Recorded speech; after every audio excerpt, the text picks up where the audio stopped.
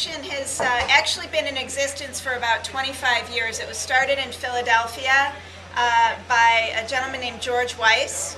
George Weiss had gone to the University of Pennsylvania, and when he retired from, or when he graduated from the University of Pennsylvania, he went off, did very, very well, created his own hedge fund, and is still doing extraordinarily well with his company.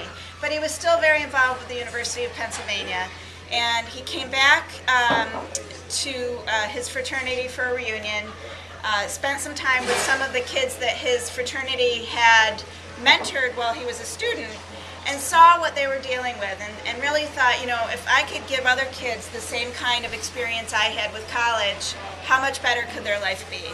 And so he made a promise. He got involved with some students at Belmont School, an inner city school in Philadelphia, and promised them that if they finished high school, he would pay for their college education. And that was really the start of Say Yes to Education more than 25 years ago in the city of Philadelphia.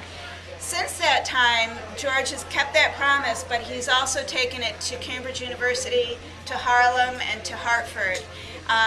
Always working with smaller groups of students, either a particular school or a fourth grade class that followed through to graduation, or a segment of students who are high-risk students in a particular school district.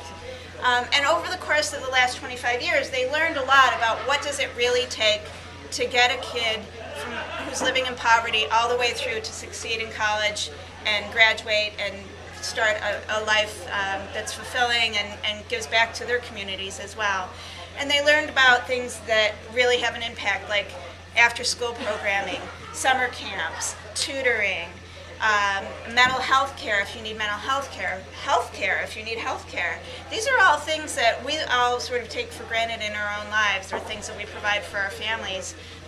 But not every family has that, especially a family in poverty. And so Say Yes became a way of really leveraging resources in a community to bring them into a school structure and provide students with all of the wraparound things that help them succeed, so that when they do go into the classroom, they actually are ready to learn and don't have all of the hurdles and distractions that prevent them from success.